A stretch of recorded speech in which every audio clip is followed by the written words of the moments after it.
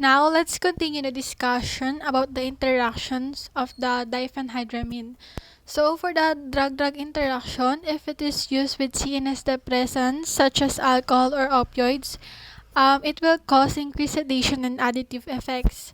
Other OTC cold preparations or yung mga over-the-counter drugs may increase anticholinergic side effects, while monoamine oxidase inhibitors may cause a hypertensive crisis which prolong and can intensify the anticholinergic effects of the histamines. Ano nga ba yung anticholinergic? Ito yung mga drugs na nagbablock and nag-inhibit na activity ng neurotransmitter acetylcholine at both the central and peripheral nervous system synapses. So for the lab test, drugs should be continued at least 4 days prior to skin allergy test para maiwasan natin yung false negative test results. So for the herbal food, henbane or the Siamus niger, also called black henbane, hog's bean, or stinking nightshade. Isa itong highly toxic plant of the nightshade family. Maaaring itong mag-increase ng anticholinergic effects. So, for the treatment of overdose, overdose may cause either CNS depression or excitation. However, there is no specific treatment for overdose.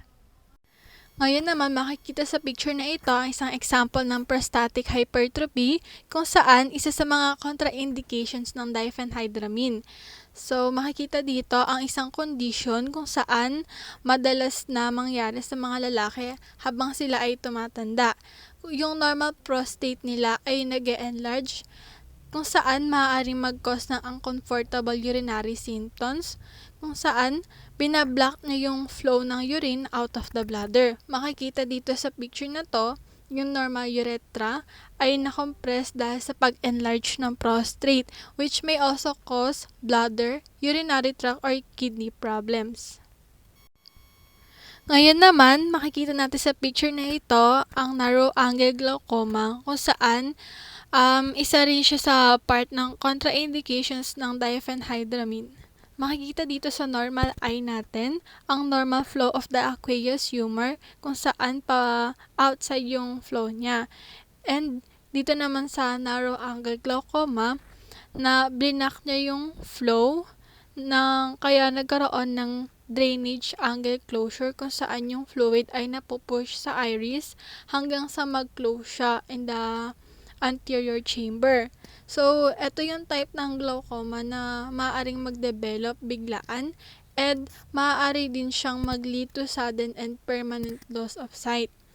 It can also cause immense pain and sudden loss of sight, even blindness. Now, let's tackle about the importance of the nursing considerations of the diphenhydramine.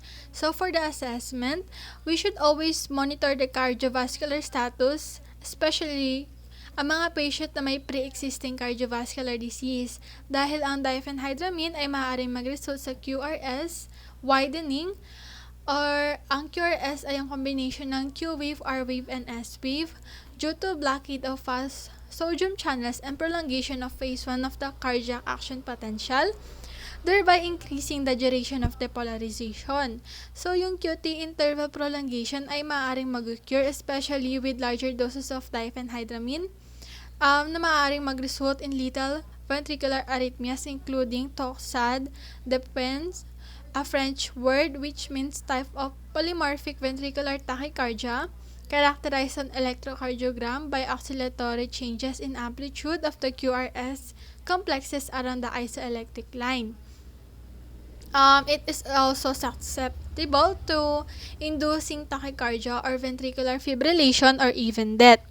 Therefore, a good measure of caution is the identification of those patients that have certain risk factors, generally based on the compilation of an adequate clinical history bago tayo mag-administer ng kahit anong drug, particularly the mga antihistamine drug.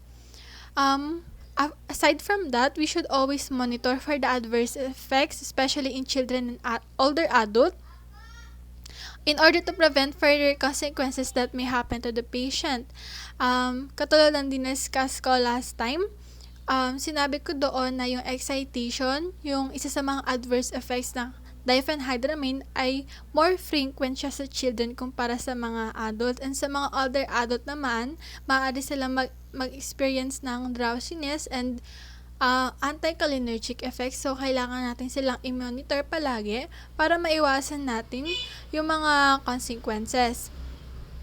So, for the drug effects, we should always supervise ambulation and use side rails as necessary due to serious side effects nga katulad ng sinabi ko kanina like drowsiness, dizziness, impaired condition, headaches na maaaring mag-occur during the process. Drowsiness is most prominent during the first few days of therapy and however, it often disappears with continued therapy. So, older adults are especially likely to manifest dizziness, sedation, and hypotension. So, they are always considered high risk sa medication because of increased fall risk from anticholinergic effects. So, for the patient and family education, mahalaga na instruct and i-educate natin yung patient and ang kanyang family na huwag gumamit or huwag uminom ng alcohol and other CNS depressants due to possible additive effects of the CNS depressants with concurrent use and may potentiate the effects of sedatives. So, instruct din natin sila na huwag mag-drive or mag-engage sa any other potentially hazardous activities until the response of the drug is known. As it may cause nga ng drowsiness, hyperpyrexia, anticholinergic effects, photosensitivity, and excitability, and it may also cause CNS depression, which can impair driving or operating heavy machinery. So, kailangan rin natin i-instruct si patient na increase ang kanyang fluid intake if not contraindicated because diphenhydramine has an atropine like drying effect which thickens the bronchial secretions that may make expectoration difficult. So, yung metabolites ng diphenhydramine are conjugated with glycine and glutamine and sinisecrete siya through urine. Though only about 1% of the single dose is excreted and changed in urine, hence the medication is ultimately eliminated by the kidneys slowly and mainly as inactive metabolites. So, kung ang patient naman natin ay lactating mother na, we should instruct them to do not breastfeed while taking this drug as it may potentially pass through the baby through breastfeeding. So, this medication that should therefore only be used when the potential benefit of the treatment to the mother exceeds any possible hazards to the developing fetus or the suckling infant. Okay, no? So, allergic rhinitis pa rin po tayo, particularly sa pharmacotherapy of allergic rhinitis with intranasal corticosteroids. So, ano nga ba yung intranasal corticosteroids? So, ito ay isang type ng drug na nagbebelong sa family of medicine ng mga steroids. No, kapag sinabing steroids, ang naiisip is negative agad since isa siya sa mga addictive drug. That's why later on, makikita na sobrang metered or specific yung dose ng intranasal corticosteroids since kapag nasobrahan siya or nagkaroon ng toxicity sa isang patient is magkakaroon ng adverse effect or serious adverse effect and delikado siya sa health ng patient, no? Pero yun nga, gaya ng sabi dito sa PPT, it is also known as glucocorticoids. Ginagamit ang intranasal corticosteroids to relieve stuffy nose, irritation, and discomfort, which is some of the symptoms ng allergic rhinitis. No? Sinasabi din na it largely replaces antihistamine and is often considered as first-line drugs para sa treatment of allergic rhinitis. So, bakit nga ba pinapalitan ng intranasal corticosteroids ang mga antihistamine? It is because antihistamine is super effective para sa mga patients ng allergic rhinitis to the point na it can have a sedative and anticholinergic adverse effects sa kanila. So, itong mga adverse effects na to ay nakaka-apekto sa kanila personally or particularly sa kanilang bodily functions, no?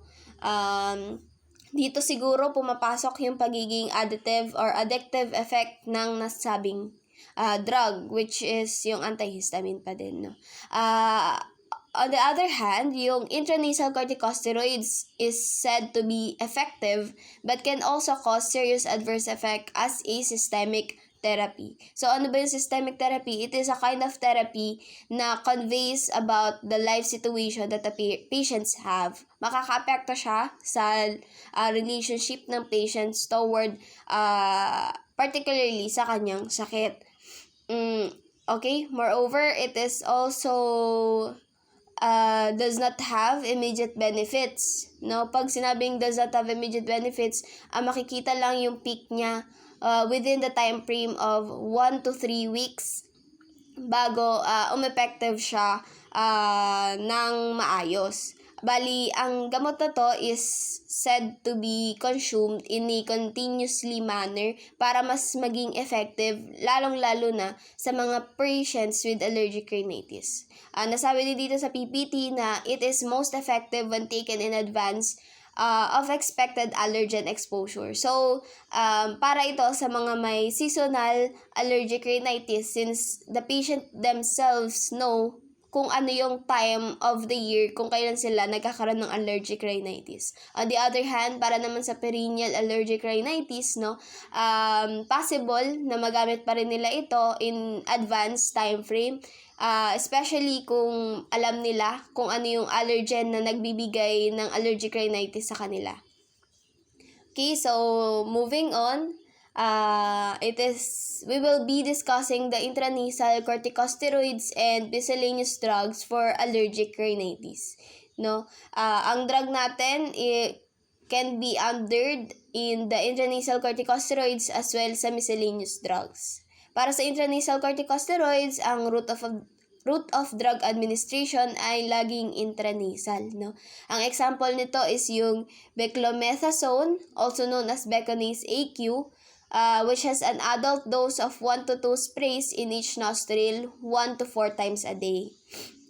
Ang next naman na example ng drug is yung budesonide, also known as Rhinocort Aqua. It also has a 2 sprays adult dose in each nostril twice a day. Third is cyclosonide, Omnaris. It has adult dose of 2 sprays once daily with a maximum of 200 micrograms per day. Yung fourth drug or fourth example ng intranasal corticosteroids is flunisolide, also known as Nasalide or Nasaril, which has an adult dose of 2 sprays in each nostril per 2 times a day, pero pwede siyang mag-increase to 3 times a day kapag kailangan ng patient. Under naman ng flunisolide is yung Fluticasone, also known as Flonase and Veramist. Meron siyang adult dose na 1 spray in each nostril kapag Veramist yung gamit, while twice naman per nostril kapag Flonase yung gamit. Next is yung Mometazone, also known as Nasonex, which has an adult dose of 2 sprays in each nostril per day. And lastly, yung triamcinolone acetonide, no? Also known as Nasacort AQ, which has an adult dose of 2 sprays in each nostril daily. So, meron silang adverse effects or yung tinatawag nating side effects. Gaya nga nang nasabi ko, they can have serious adverse effects kapag nagkaroon ng toxicity, pero since limited or controlled yung amount ng dose na ginagamit per patient, ang side effects na madalas na mangyayari sa kanila is yung transient nasal irritation, burning, sneezing, or dryness. So, it is normal since yung route of administration is nasa intranasal or nasa nose, no? Pero kapag kunyari nagkaroon ng toxicity or nasobrahan yung adult dose, maaaring magkaroon ng hypercorticism ang mga patient. Ayan, nasabi dito hypercorticism only if large amount are swallowed. So, ano ba yung hypercorticism? It is also known as yung Cushing syndrome. It is normally happen kapag yung body ay nagkaroon ng extra cortisol, which is a stress hormone, no, na nagpapakita ng symptoms gaya ng obesity, weight gain, since nalaki or nagkakaroon ng laman yung ating chest, abdomen, thighs, pero relatively thin or nagkakaroon ng thinning sa extremities gaya ng ating arms and legs. To continue, no, ang miscellaneous drugs natin ay kinakompose ng 3 drugs, which is cromolyn, also known as nasal crom, which is intranasal, yung route of drug administration niya. It has an adult dose of 1 spray twice to 4 times a day. It has an adverse effects of nasal burning and irritation, pero kapag nasobrahan ay maaaring mag-cause ng anaphylaxis. Ang anaphylaxis is a common allergic reaction, nasabi na siya last week, which is yung pwede siyang mag-cause ng tachycardia, maaari din magkaroon ng inflammation or redness sa certain parts ng body, maaari din magkaroon ng butlig-butlig. So, yung anaphylaxis symptoms can differ depende na lang sa patient na nagkaroon ng ganong side effect. Next is yung ipratoprium, also known as Atrovent. It is still in the intranasal route of drug administration.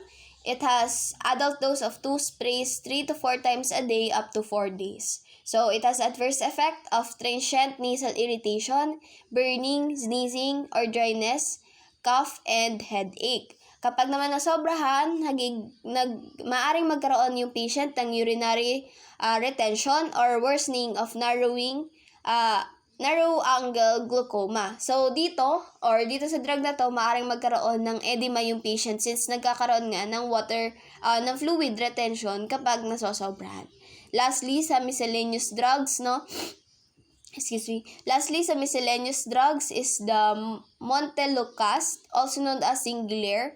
It has a different route of drug administration since tinitake siya as oral or PO.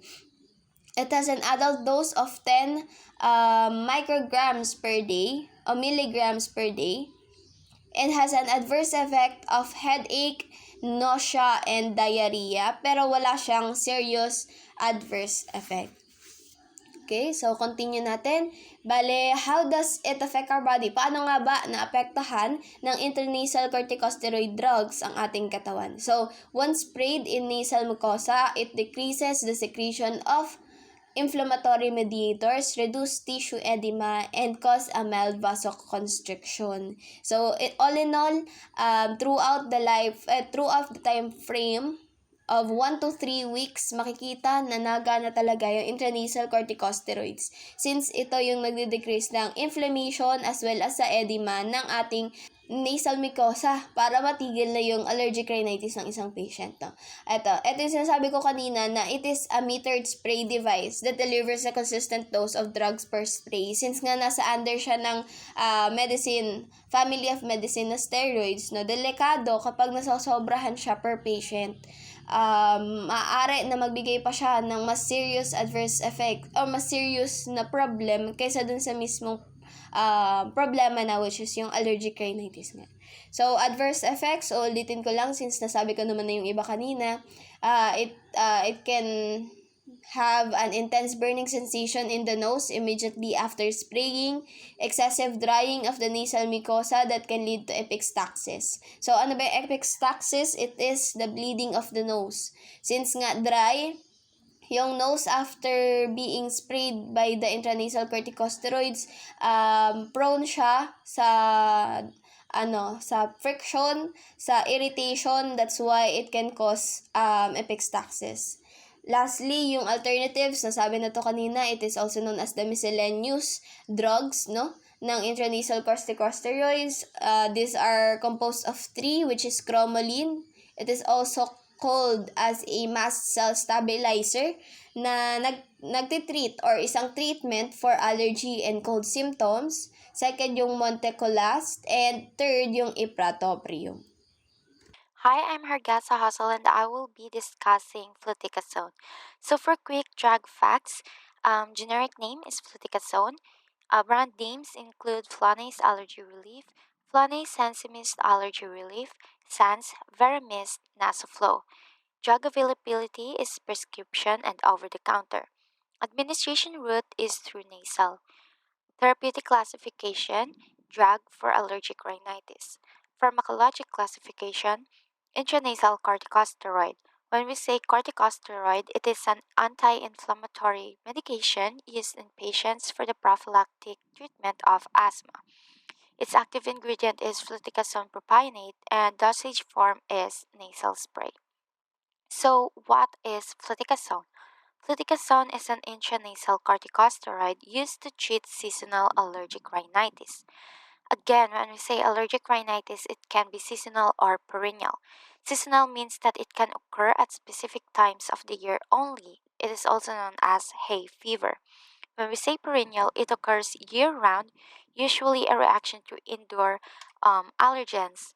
So symptoms may occur intermittently throughout the year. So the symptoms are coughing, sneezing, runny nose, congestion in nose and chest, fatigue, and watery and itchy eyes.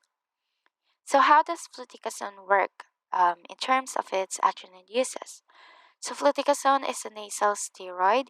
It is thought to work by blocking substances that cause swelling or inflammation.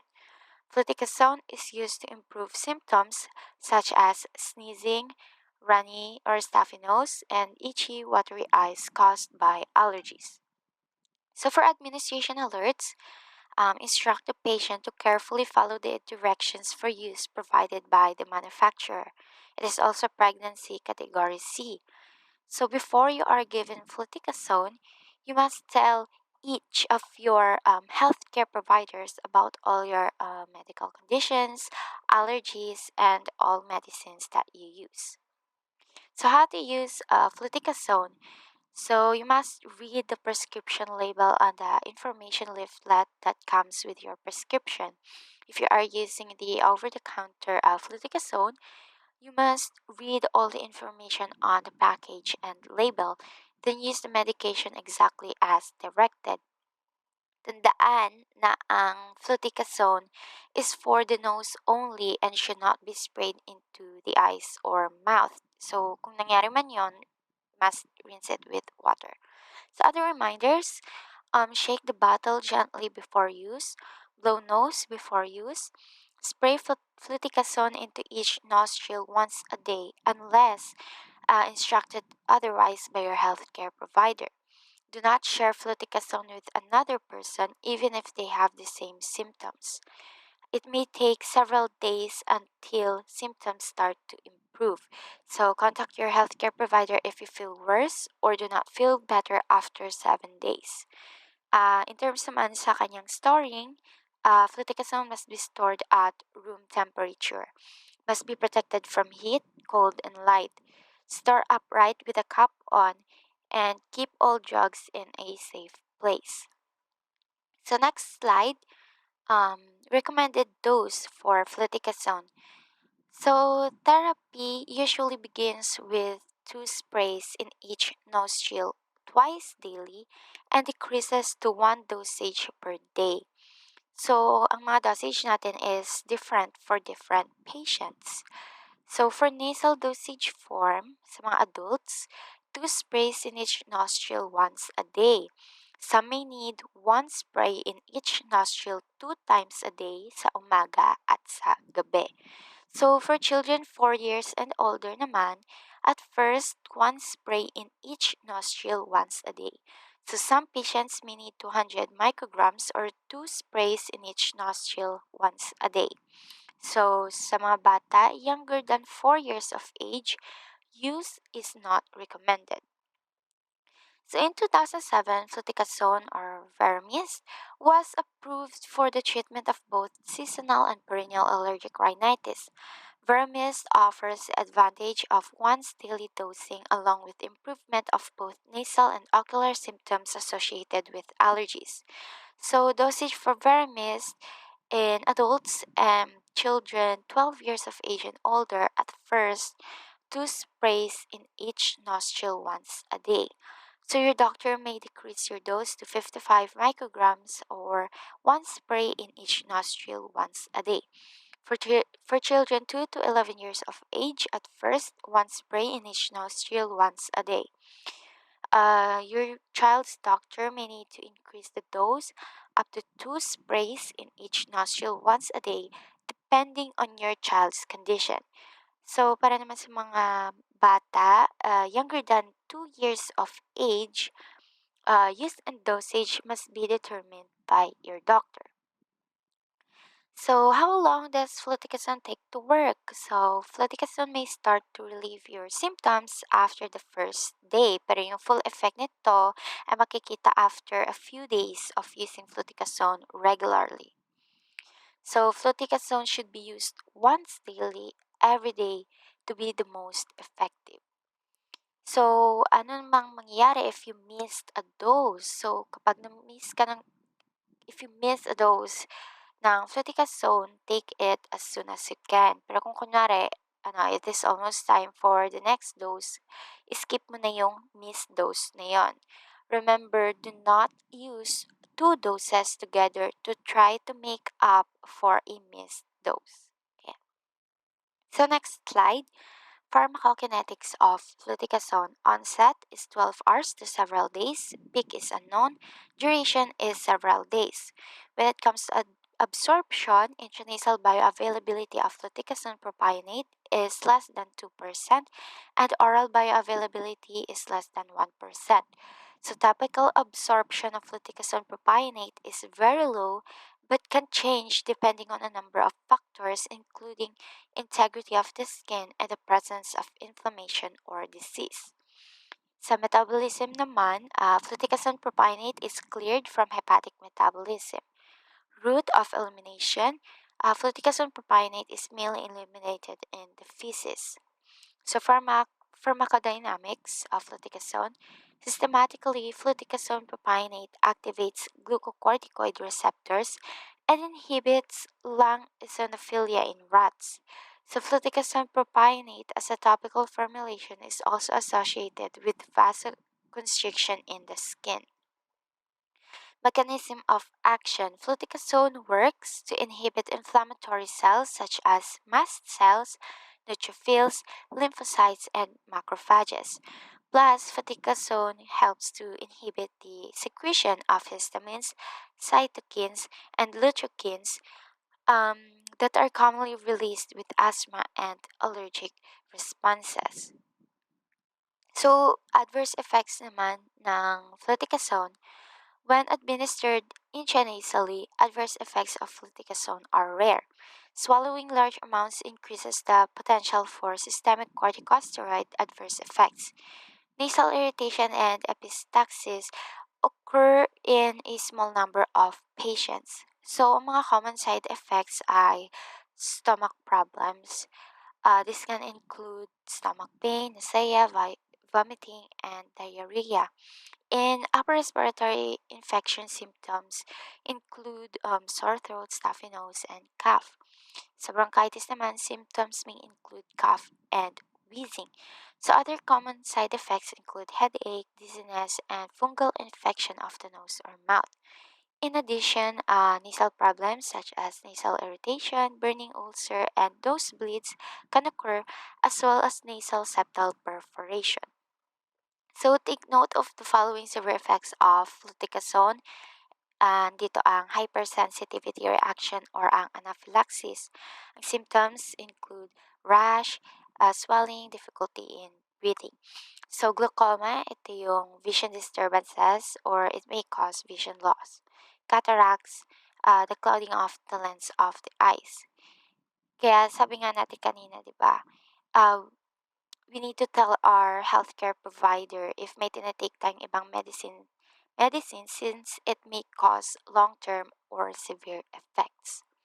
So contraindications, the contraindication of fluticasone is prior hypersensitivity to the drug because corticosteroids can mask signs of infection. Patients with known bacterial, viral, fungal, or parasitic infections, especially of the respiratory tract, should not receive intranasal corticosteroids. So, fluticasone are contraindicated to people with an unhealed nasal septal ulcer and with an unhealed nasal wound. Next is interactions. So, drug-drug concomitant use of an intranasal decongestant increases the risk of nasal irritation or bleeding. So, use with ritonavir should be avoided because this drug significantly increases plasma fluticasone levels. So again, fluticasone should not be combined with certain drugs that affect an enzyme called CYP3A4. So, ang example nito ay mga certain antifungals, some antibiotics, and certain HIV medications. So, mga drugs na ito ay ang clarithromycin, lopinavir, and ritonavir, ketoconazole, atazanavir, itraconazole, conivaptam, voriconazole, and nelfinavir. So lab test is unknown. Herbal or food, so use with caution with licorice, which may potentiate the effects of corticosteroids.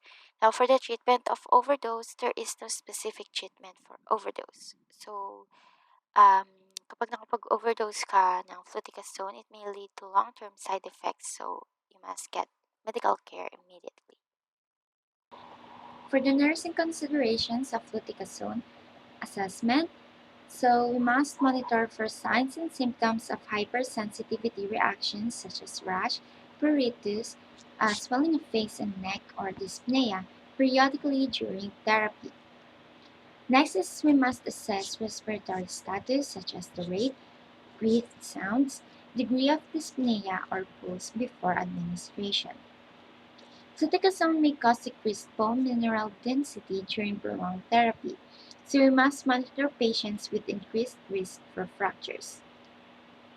Next, next is for patient and family teaching.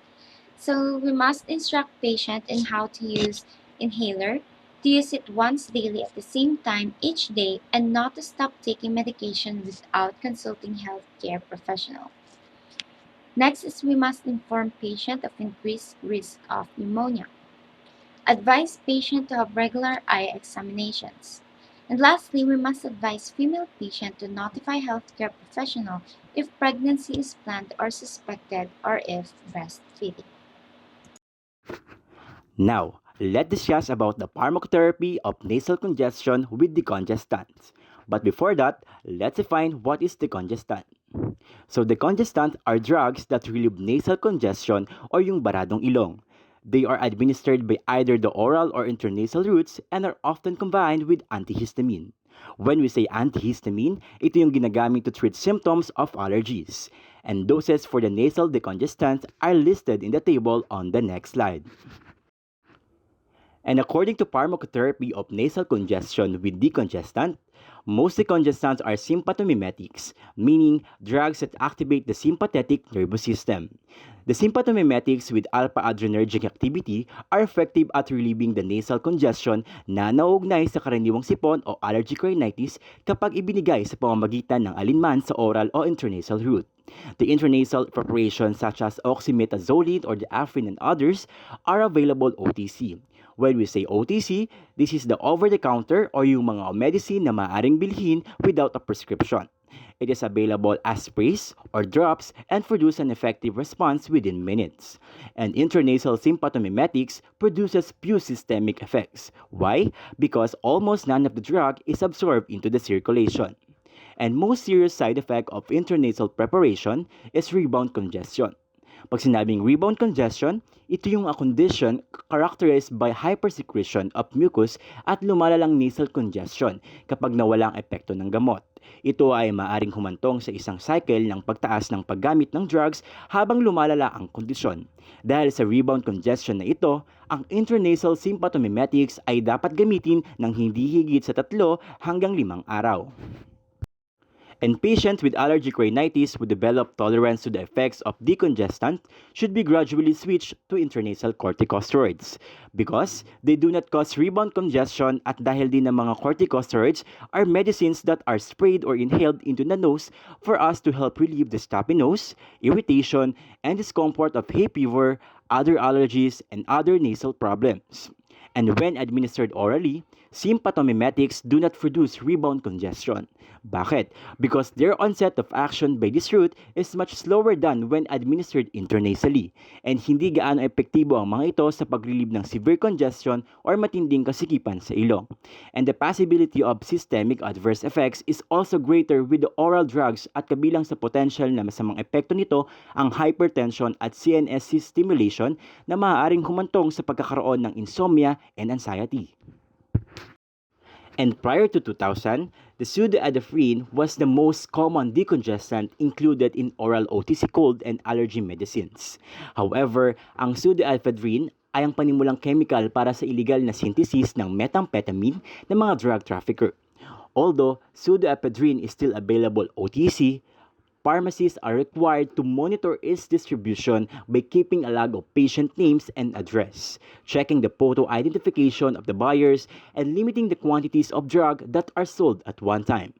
It should be noted that these precautions are being taken hindi dahil ang pseudoephedrine mismo ay isang mapanganib na gamot but to limit the availability of the drug to illicit makers of methamphetamine, and the manufacturers have reformulated their OTC cold medicine para makontain yung phenylephrine kaysa sa pseudoephedrine. A drug prototype picture for phenylephrine is included in Chapter 13 sa ating book. And because the sympathomimetics relieve only nasal congestion, madalas silang pinagsasama sa mga antihistamine or antihistamine upang makontrol ang pagbahing on tearing. It is interesting to note that some OTC drugs having the same basic name tulad ng niacinamide, Afrin, and Vicks may contain different sympathomimetics.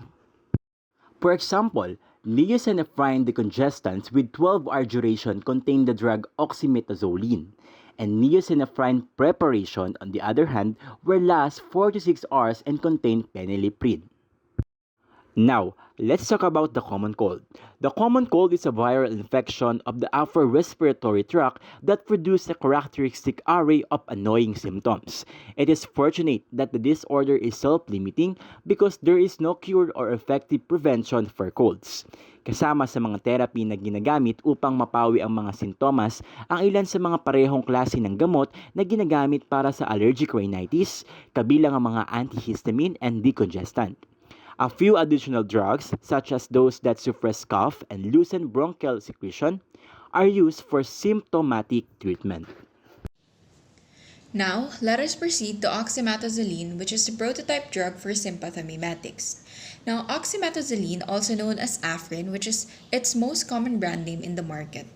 This is commonly used for temporary relief of the nose from stuffiness, or yung tinatawag natin na nasal congestion.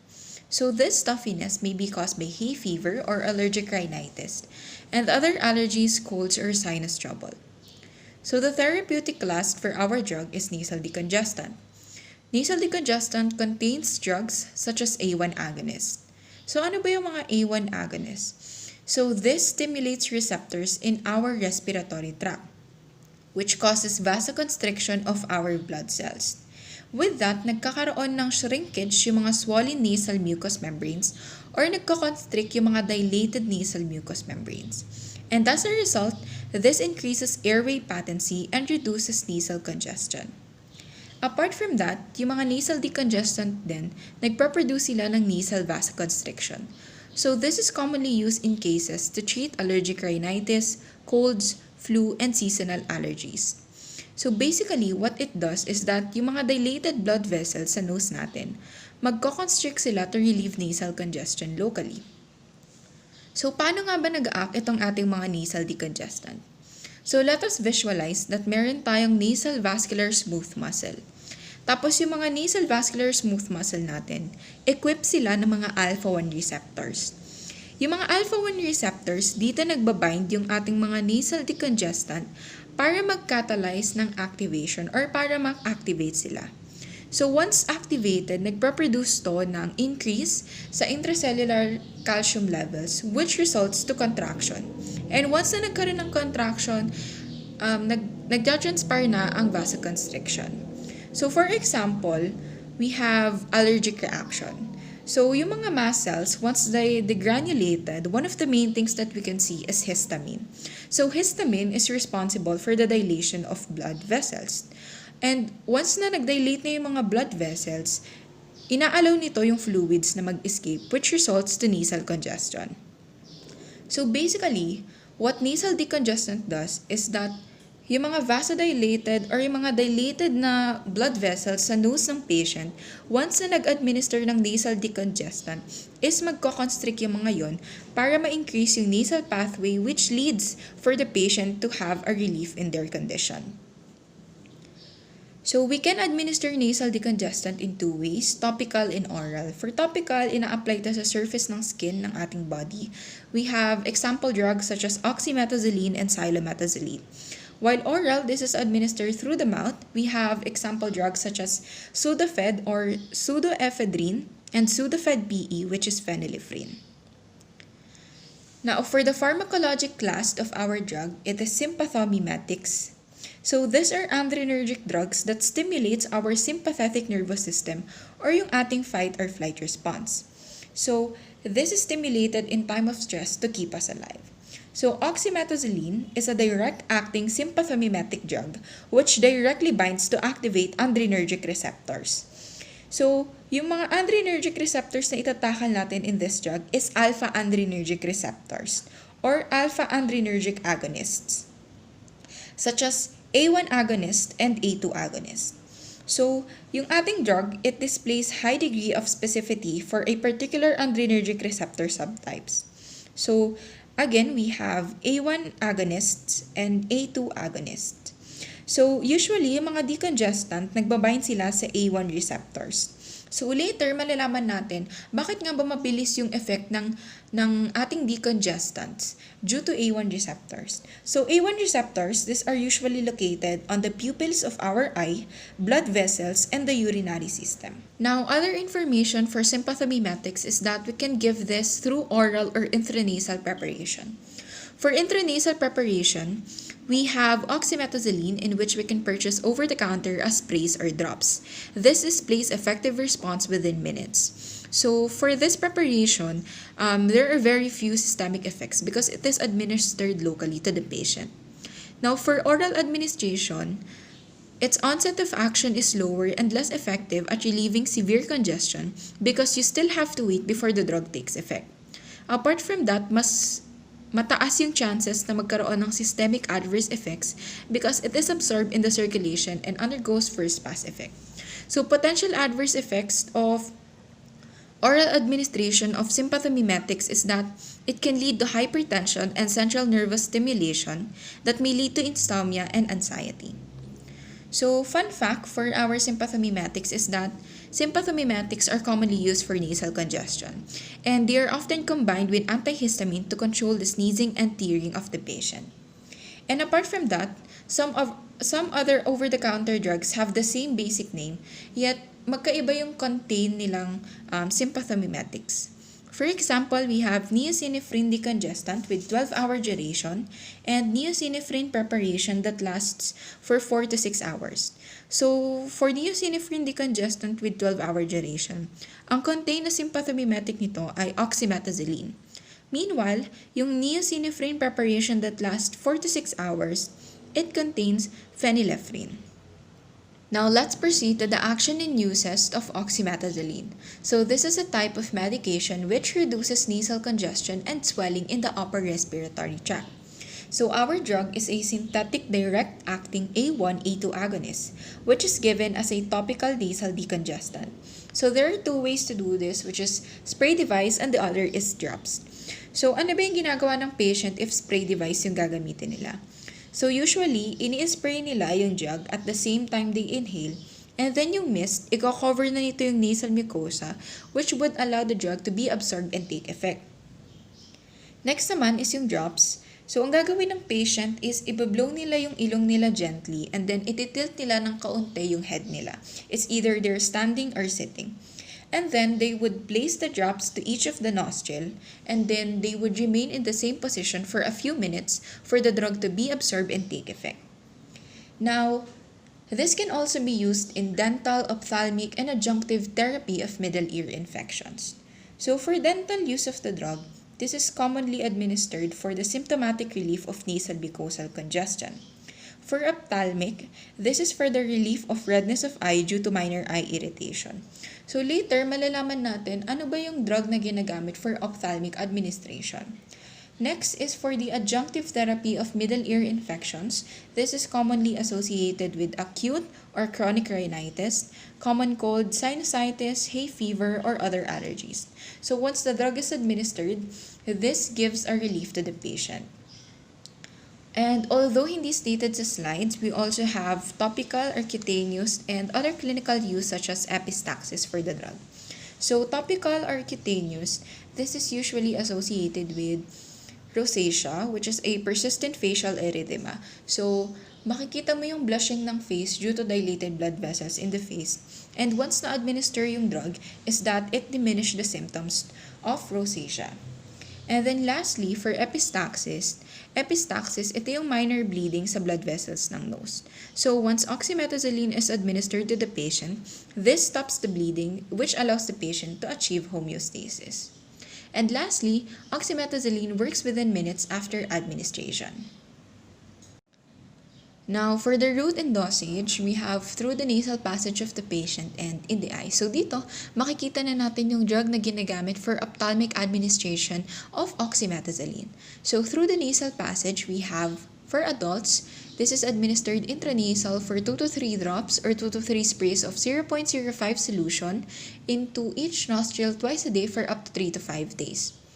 Now for children under 2 to 5 years old, it is also administered intranasal for 2 to 3 drops or 2 to 3 sprays of 0.025% solution into each nostril twice a day for up to 3 to 5 days.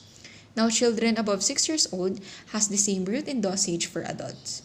So dito, makikita natin na nililimit lang yung paggamit ng oxymetazaline for 3 to 5 days. Later, malalaman natin ano ba yung consequences kapag na-prolong yung use ng drug na to. Now, in the eyes, we have oxymetazaline Vicine LR. So, the common dosage of this drug is for eye drops. Its generic name is oxymetazaline hydrochloride. So, yung common use ng drug na to is for relief of redness of the eye due to minor eye irritations. Now, for adults and children over 6 years old, 1 to 2 drops to affected eye every 6 hours as needed, and children under 6 years old is that safety and efficacy of the drug is not yet established. Administration alerts. Number 1 is that we should wash our hands to prevent anisocoria after administration of the drug. So, anisocoria, this is characterized by an equal pupil size. So, alam naman natin na yung oxymetazaline, this is a sympathomimetic drug which contains A1 agonist that can be found in the pupils of our eyes, blood vessels, and the urinary system. So, once na ma-administer ito ophthalmic, this causes the blood vessels in the eyes to constrict. Although our drug is too weak to dilate the pupils of the eyes, pero once na nagkaroon ng breach sa ating corneal epithelium, anisocoria would transpire. So despite that, it is still important for the healthcare provider and the patient to take precautions and preventive measures to avoid further risks to the patient's health. Pregnancy Category C. Safe use during pregnancy or lactation of the drug is not yet established. Drugs from this class can be given to pregnant women if the benefit to the mother outweighs the risks to the fetus.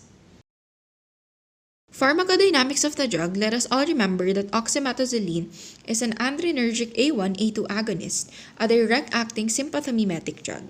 So what it does is that it stimulates the adrenergic receptor. So usually, yung drug natin, may higher affinity siya to A1 adrenal receptors. So once na magkaroon ng stimulation, magre-result to sa constriction ng dilated arterioles sa ating nasal passage. Or in short, magkakaroon ng vasoconstriction, which reduces blood flow, hence decreasing the edema and the congestion or feeling of stuffiness of the patient. So with that, it relieves nasal congestion and improve the airflow of the patient. Mas makakahinga na yung patient natin kasi wala na yung feeling ng nakabara sa kanyang nose. Now, for oxymetazoline Vicine LR, simply what it does is that nagkakaroon ng constriction yung blood cells sa ating eyes, which relieves the redness and the dryness and also minimizes yung burning and irritation sensation ng patient. For the mechanism of action, so we have alpha-1A adrenergic receptors, partial agonist in humans, and alpha-2A adrenergic receptors, agonist, partial agonist in humans. So, our drug works mostly on the alpha-1 receptor over the alpha-2 receptor. So, bakit ba mas nag-work siya sa A1 adrenoreceptor? Because A1 adrenoreceptor is a vasoconstrictor. That's why it produces effects in minutes after administration for the patient to feel much better than before. Meanwhile, yung A2 adrenoreceptors naman, usually, yung effects niya is not seen unless you administer higher doses to the patient. And apart from that, nakakapagpababa rin ng BP yung A2 receptors at higher doses. Now, oxymetazoline binds mostly, of course, to A1 adrenoreceptors and A2 adrenoreceptor. So, yung mga receptors na to is GQ protein-coupled receptors which promote vascular smooth muscle contraction. So, once na nagkaroon na ng contraction, ibig sabihin, tumataas na yung intracellular calcium levels in response to ligand activation, which promotes vasoconstriction. Now, in cases of nasal congestion, oxymetazoline relieves feeling of stuffy nose through vasoconstriction of the respiratory microvasculature on the human nasal mucosa. Pharmacokinetics of the drug, onset is 5 to 10 minutes, peak is unknown, and duration is for 6 to 10 hours. Absorption, this is readily absorbed by the mucosal membranes once administered, especially in children. So nasal decongestants are minimally metabolized by the human liver enzymes and does not undergo the first pass effect as they are commonly given through intranasal preparations. However, if it is systemically absorbed, there are chances that the patient could have cardiovascular adverse effects due to its vasoconstrictive properties. For the route of elimination, there are still studies that has improved the route of elimination of the drug. However, it is presumed that it is eliminated through renal excretion. For side effects, we have headache, burning, sneezing, stinging, and in some cases, insomnia. So, sympathomimetic drugs are drugs that stimulates our sympathetic nervous system. So, kahit in-administer natin yung drug locally into our noses, it still affects the entirety of our sympathetic nervous system. For the adverse effects of the drug, dito na natin malalaman bakit ba prescribe lang yung oxymetazoline for 3 to 5 days and dapat hindi na nag-exceed yung use niya. So this is because of rebound congestion. It is characterized as the hypersecretion of mucus and aggravate nasal congestion after drug effects lose its effectiveness. Occurs after 3 to 5 days of continuous use. So this is also known as rhinitis medicamentosa. Basically, ang nangyayari, if the patient uses the drug for more than 3 to 5 days, the nose will depend on the drug. So it is either the patient have to administer the drug or their nose will continue to feel stuffy.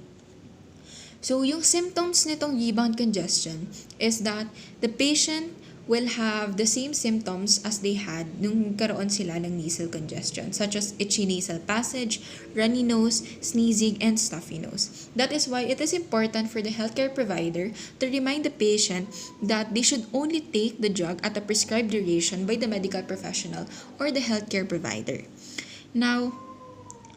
Now, for patients who develop tolerance to the effects of decongestants or these drugs, they are actually recommended or prescribed to gradually switch through intranasal corticosteroids because they do not cause rebound congestion. Now, lastly, systemic adverse effects are unlikely. Contraindications is that sympathomimetics should only be administered at the instruction of healthcare professional or a healthcare provider, especially if you have hypertension and congestive heart failure or heart disease, because our drug has vasoconstrictive properties. This constrict the blood vessels, which puts more pressure in the circulatory system of the patient. Apart from that, patients with thyroid disorders, as it worsens high blood pressure and other circulatory problems. And lastly, for diabetic patients, which may fluctuate or affect their blood sugar level. Now, for interactions, drug-drug interaction, there are no clinically important interactions occur as a result of limited absorption. Lab tests unknown, herbal in food. Use with caution with herbal supplements such as those that have properties of MAO inhibitors, such as St. John's wort. So, what are MAO inhibitors? These are monoamine oxidase inhibitors, which are involved in removing neurotransmitters such as norepinephrine, serotonin, and dopamine in the brain. So kapag ka nagkaroon ng intake ang patient ng oxymetazaline along with these monoamine oxidase inhibitors, it increases the likelihood of elevated blood pressure, which increases the potential for hypertensive crisis. That is why it is not recommended to be used within 14 days of monoamine oxidase inhibitors therapy. And lastly, there are no specific treatment for overdose of the drug. With that, let us proceed to the nursing considerations of our prototype drug oxymetazaline for sympathomimetics. For the assessment part, assess respiratory status, vital signs, and lung sounds before and after administration. Assess skin color and temperature to assess the sympathetic response. It is because our skin temperature either increases or decreases based on the direct relationship with blood flow in the blood vessels. This allows nurses to evaluate the color of the patient's skin as a significant measure of the overall health status of the patient. With that, early recognition of skin changes and interventions will reduce the risk of pressure of damage and skin tears, as well as it can have a significant impact on the patient's quality of life. Next is to assess for possible cautions and contraindications, any history of allergy to the drug or a component of the drug vehicle, glaucoma, hypertension, diabetes, thyroid disease, coronary disease, and prostate problems, pregnancy and lactation, and acute infections, all of which could be exacerbated by the sympathomimetic effects which require cautious use of the drug. This is to avoid possible risk associated with increasing blood pressure and possibility of putting life to threat. Next is monitor pulse, blood pressure, and cardiac auscultation to assess cardiovascular and sympathomimetic effects, which allows the healthcare provider to discover arrhythmias and other cardiovascular disorders that may prevent any risks to the heart health and worsen cardiovascular disease of the patient. Evaluate respirations and adventitious breath sounds to assess the effectiveness of the drug and the potential excess effect. This allows nurses to assess any abnormal lung sounds, such as crackles, wheezes, rubs, and stridor that may influence the effectiveness of the drug once absorbed.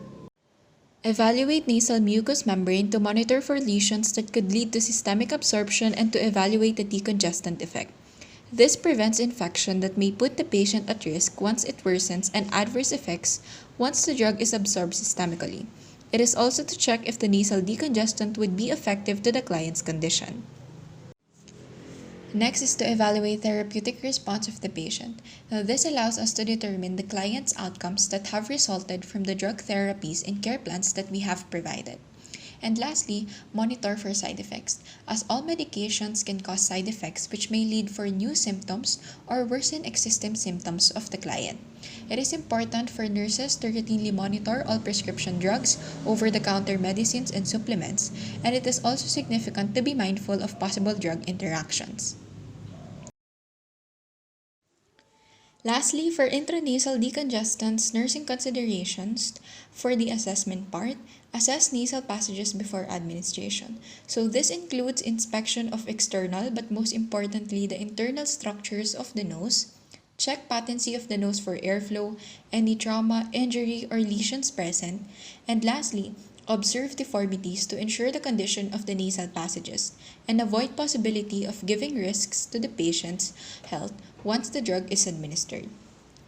For client education, number 1 is gently blow nose before administration. So blowing your nose gently to clear out the mucus before using the spray will allow the medicine to get up into the nasal passages. Hence, if the patient is severely congested, you may need a nasal wash or a decongestant for a few days to open up your nose before you spray. Next is report adverse effects including systemic effects like hypertension or tachycardia. As our drug is a vasoconstrictor or has vasoconstrictive properties, it does not only take effect into our nasal passages, but also influences the entirety of our sympathetic nervous system. The importance of educating the client in seeking medical professionals or the healthcare provider once something abnormal is present to their health is a significant determination between life and death. And lastly, tolerance and dependence can develop. Use medication for the prescribed duration.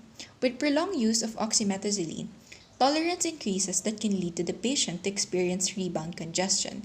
Hence, they may need to switch drugs that must be administered to treat the present condition. And even in some cases, individuals become addicted to nasal decongestants that they use the drug despite the situation not calling for it. Hence, it is very important for healthcare providers to emphasize that they should adhere to the prescribed duration of using the drug. So now let us discuss the common cold and the pharmacotherapy with antitussives. Common cold is a viral infection of the URT or upper respiratory tract that produces a characteristics of annoying symptoms. Usually common cold causes sore throat, headache, runny nose, sneezing, congestion, and coughing, which usually nagsisimula yung coughing after lumabas ng mga symptoms na nabanggit ko kanina. Tumatagal lang ito ng mga ilang araw pero kapag lumala ang cough, maaaring tumagal siya ng mga weeks. It is self-limiting, meaning gumagaling or nawawala din naman siya kapag uminom o kahit hindi ka uminom ng gamot because there is no cure or effective prevention for colds. So yung mga therapies na ginagamit to relieve these symptoms ay same sa kung anong drugs ang ginagamit for allergic rhinitis. Example, yung antihistamines like cetirizine and loratadine. The congestions, they can provide short-term relief para sa mga baradong ilong, and drugs that suppress cough, and drugs that loosen bronchial secretions. Pharmacotherapy with antitussives. So ano nga ba ang antitussives? Usually, tinatawag din itong cough suppressants. Ito yung mga drugs na ginagamit para maiwasan o ma-relieve yung ubo. Typically, it is used to treat a dry cough caused by allergies, respiratory illnesses, or infections, or the common cold. So it is used to treat or to dampen, make it wet, the cough reflex. Next ay ang cough. It is a natural reflex mechanism that serves to forcibly remove excess secretions and foreign material from the respiratory system. Yan, so ang pag-ubo, yun yung defense mechanism ng katawan natin para hindi makapasok yung mga foreign substances sa respiratory system or dun sa lungs.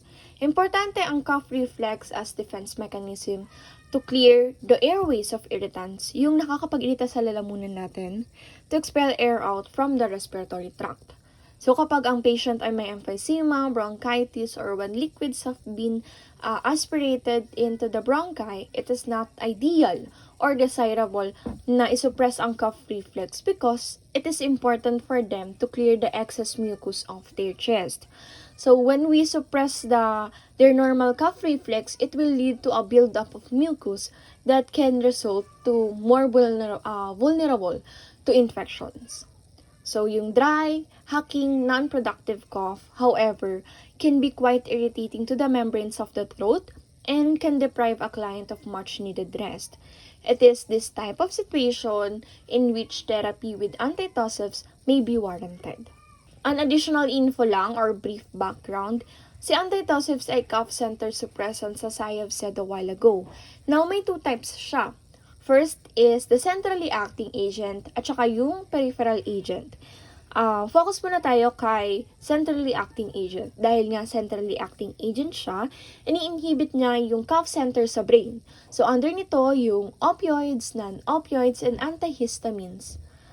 Ngayon, focus muna tayo kay opioids. So si opioids are the most efficacious antitussives and act by raising the cough threshold in the CNS. Meaning may certain standard or level to exceed itong si opioids para maging effective, para makapag-start mag-produce ng effect, which is to suppress the brainstem cough center sa medulla oblongata. Si codeine and hydrocodone or Hydrocan are the most frequently used opioid antitussives. Doses needed to suppress the cough reflex are very low, kaya naman minimal lang yung possibility or potential for dependence. Most opioid cough mixtures are classified as Schedule 3, 4, 5 drugs and reserved for more serious cough conditions. Hindi man usual, pero kapag nasobrahan sa intake ng opioid drugs for cough, it may possibly lead to respiratory cough depression. Opioids may be combined with other drugs such as antihistamines, decongestants, and non-opioids, antitussives, to treat severe cold or flu symptoms. In this table, these are the selected opioid combination drugs for severe cold symptoms. Andyan yung trade name, opioid, and non-opioid active ingredients. So, pakibasa na lang po. Next is non-opioid antitussive. Prototype drug niya ay si dextromethorphan, available in over-the-counter as cold and flu medications. So, chemically speaking, same sila ng mechanism of action. Like opioids, it also acts by raising the cough threshold in the CNS. Although not as efficacious as codeine, there is no risk for dependence with dextromethorphan. However, large amounts of dextromethorphan produce symptoms that include hallucinations, slurred speech, dizziness, drowsiness, euphoria, and lack of motor coordination. Extra care must be taken in clients with asthma and allergies since bronchoconstriction may occur. Later, didiscuss po siya ng mas detailed. Benzonatate is also an example of non-opioid antitussive that acts by a different mechanism. It is related to the local anesthetic tetracaine or pontocaine. So, si benzonatate, it acts as a local anesthetic, decreasing the sensitivity of vagal afferent fibers and stretch receptors in the bronchi, alveoli, and pleura in the lower airway and lungs. So this dumps their activity or makes it slightly wet and reduces the cough reflex. Dahil nga it acts as local anesthetic, kapag ninuya, makaka-feel ang patient ng numbing effect, which is a side effect sa mouth and pharynx. Uncommon side effects may include sedation, nausea, headache, and dizziness. Ayan, so pasadaan lang po natin yung figure 5.1, selected antitussives, expectorants, and mucolytics. So, kanina, yung mga nabanggit po natin, nandito siya sa opioids and non-opioids. So, opioids, yun yung codeine, hydrocodone, and then sa non-opioids, yung benzonatate, at saka si dextromethorphan. So, andyan yung root and adult dose, at saka yung kanilang adverse effects. And also, nandito yung kay expectorant and mucolytic. So, later po, madidiscuss natin yan. Okay, as a recall about antitussive drugs before we proceed to this slide, just remember A, B, C, D, which means A for antitussives, B for benzonatate, C for codeine, and D for dextromethorphan, which is the medication that we are going to focus under antitussive drugs. So, dextromethorphan, or simply DXM for short, has a brand name Delsum. This drug is basically considered as cough suppressant that works by decreasing the feeling of needing to cough, kaya nagfall siya under non-opioid type drug. Bale, DXM binds and desensitizes the cough receptors of the medulla. Kaya naman kahit na pinipilit na sabihin ng brain natin na umubo ka and such, the medulla will not allow these messages to be transmitted. I-note ko lang din na ang pag-ubo ay not always a bad or negative thing sa ating clients or patients, kaya hindi laging need agad mag-administer or uminom ng DXM para masuppress lang yung cough reflex sa medulla, especially yung mga type ng ubo na productive para ma-clear out lang yung mucus sa throat. Masasabi lang na need at good choice talaga for treatment ang DXM kapag yung ubo ng patient ay nagdudulot na ng pain, discomfort, saka ng risk of rupturing sutures. So, ang dextromethorphan or DXM ay available over the counter alone and in a large variety of formulations including tablets, liquid-filled capsule, lozenges, and liquids. Pwede rin strips, spray, and gels. In terms naman sa pharmacokinetics ng DXM, it is rapidly absorbed from the GI tract with a quick onset of action that usually takes 15 to 30 minutes and lasts for about 3 to 8 hours. Then it will cross the placenta. And subsequently, it will be metabolized by dextrorphan, which is an active metabolite of DXM. Then both of which will be renally excreted. And then DXM half-life is unknown. So, for the next slide naman ay about the dosage ng DXM. Even though DXM is available over the counter or isa sa mga gamot na pwede mabili ng walang medical prescription, it is still notably important to remember na this medication must be taken appropriately and in accordance to the individual's age, medical condition, and response to the drug. If ever nagagamit or bibili ng DXM for self-treatment, dapat sundan ng mabuti yung dosing instructions sa packaging according sa age to avoid improper use of DXM drug, or pwede rin naman na directly ask na lang yung pharmacist to help you decide and acknowledge yung appropriate dose na need that will great benefit your health rather than worsen your condition. Bear always in mind that overdose or improper use of DXM can result in serious harm such as brain damage, seizure, and in worse circumstances, death. So we have here listed the specific dosing of DXM in its specific formulations and age of an individual or client. So for the syrup formulation, children 4 to 6 years old must have 7.5 milligrams every 6 to 8 hours. Then children 7 to 12 years old must have 15 milligrams every 6 to 8 hours. Then children over 12 years old and adults must have 10 to 20 milligrams every 4 hours or 30 milligrams every 6 to 8 hours. For lozenges formulation, children 6 to 12 years old must have 5 to 10 milligrams every 1 to 4 hours. Then children over 12 years old and adults must have 5 to 15 milligrams every 1 to 4 hours.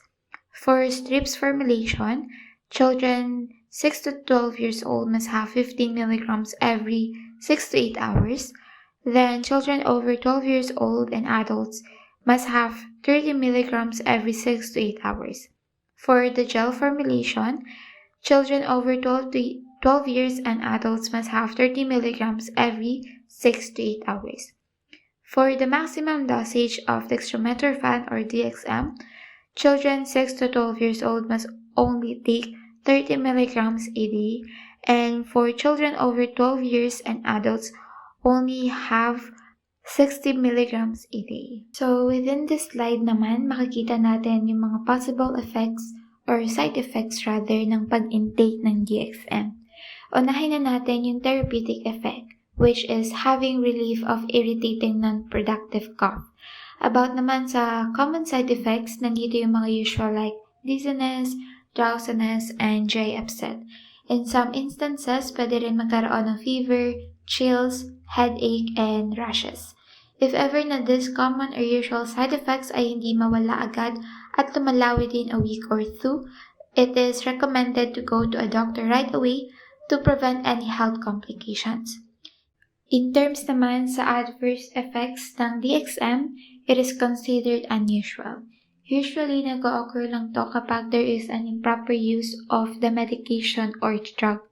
Sa mga bata, ang adverse effect sa kanila ng DXM ay una, ataxia or yung nagkakaroon ng difficulty or trouble sa paglalakad, pagsasalita, or pag-maintain ng balance. We also have here the respiratory depression or hypoventilation. Ito yung nakakaranas ang individual or bata ng slow or ineffective breathing. Then lastly, we have here the convulsion or yung mas kilala sa tawag na seizures. Sa mga adults naman, ang ilang adverse effects ng DXM ay altered sensory perceptions or having difficulty in multiple senses, dysphoria or having the sense of uneasiness and dissatisfaction, and lastly, slurred speech or yung tipong nahihirapang magsalita ng malakas at clear yung individual. So, moving on to the next slide, meron tayo ditong administration alerts and contraindications. So, focusing first sa administration alerts. Avoid pulmonary irritants such as smoking or other fumes, since it will doubtlessly result to drug's effectiveness drop. DXM fall under the category of pregnancy C. So, for the contraindications of the drug DXM, first, it is contraindicated to those who have hypersensitivity and idiosyncrasy or yung client na may genetically abnormal response to a drug because of unknown mechanism. It is contraindicated as well in the treatment of chronic cough since, again, yung use ng DXM is to decrease coughing. Hence, it will be difficult to get rid of the mucus that accumulated in the lungs and airways of those who are struggling in chronic cough. DXM, in short, will result to breathing problems such as slow and shallow breathing. Remember as well to do not take DXM if you are taking monoamine oxidase inhibitor within past 2 weeks, as it will lead to serotonin syndrome. For the nursing considerations of the DXM drugs, we have here the assessment, drug effects, and patient and family education. So first, for the assessment. Monitoring and assessing the client's condition for the presence or history of persistent non-productive cough, respiratory distress, shortness of breath, and productive cough. This will serve as a baseline data to know if there is any presence of possible contraindications, cautions, and underlying infections to the client before taking the exam. When codeine or other opioid are prescribed, the client should be monitored for drowsiness. So for the drug effects naman, antitussive drugs should be used in moderation and only to treat cough when interferes with activities of daily living, rest, or sleep para maiwasan na rin ang occurrences ng health complication or problems, especially being overdose. Extreme caution should be used when administering antitussive drugs to individuals with chronic lung conditions, as DXM can cause serious and dangerous side effects. Antitussive drugs should be used for only 3 days. Do not use more of it, do not use it more often, and do not use it for a longer time, as DXM has become habit-forming or yung type ng drug na nagdudulot ng mental and physical dependence. For the patient and family education naman, avoid driving and performing hazardous activities while taking opioid antitussives and avoid use of alcohol. It is within the consideration of the fact that DXM has a side effect of making an individual feel dizzy or drowsy. Immediately report the following: coughing up green or yellow tint secretions, difficulty breathing, excessive drowsiness, constipation, and nausea or vomiting para ma-check or assess at maagapan agad at hindi lumala pa na potentially lead to serious health complication. Store non-opioid or even opioid antitussives away from children. Kailangan it is stored at a room temperature and tightly closed yung container, lalo na yung may mga kasama sa bahay na under 4 years old, since DXM potentially cause a serious and life-threatening side effects sa kanila. So, good day. I am Mr. Vincent Astilla, and I will be discussing to you the pharmacotherapy of expectorants and mucolytics. So, expectorants, ito yung mga drug na nag-increase ng bronchial secretion. So, nag-act siya by reducing the thickness, viscosity ng bronchial secretion. Thus, ini-increase niya yung mucus flow so that yung mucus na present sa ating respiratory system can more easily be removed by coughing.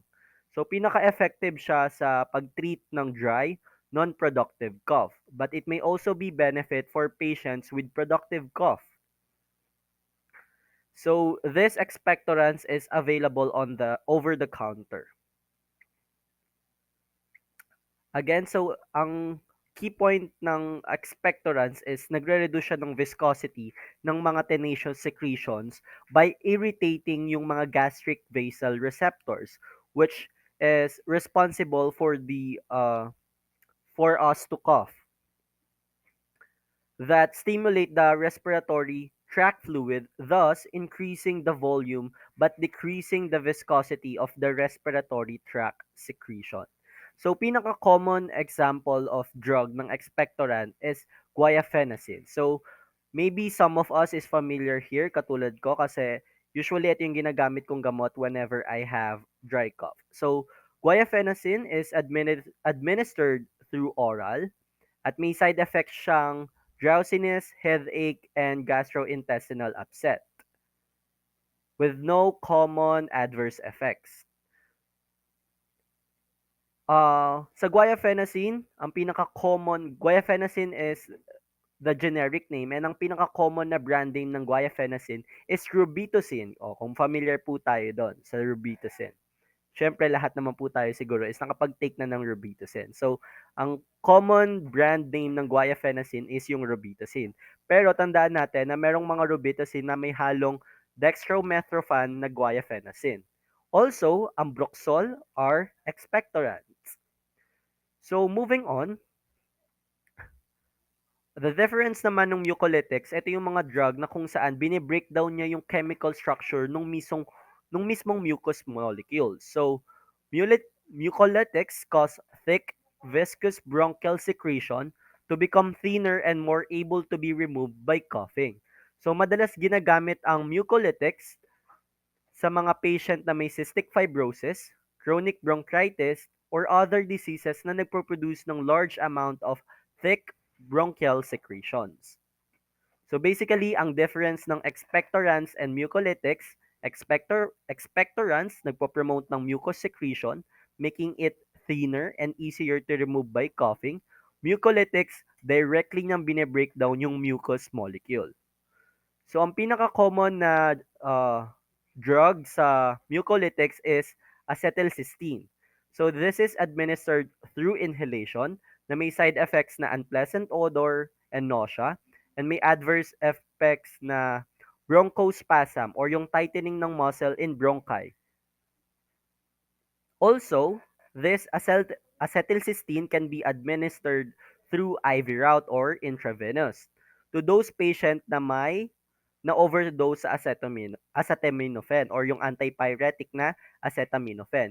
So kapag na-overdose po tayo sa acetaminophen, pwede pong gamiting antidote ang acetylcysteine. And lastly po, carbocysteine po ay, kung familiar po tayo sa carbocysteine, example din po siya ng mucolytics. So that's all po for the respiratory system drugs part 1. So thank you so much po.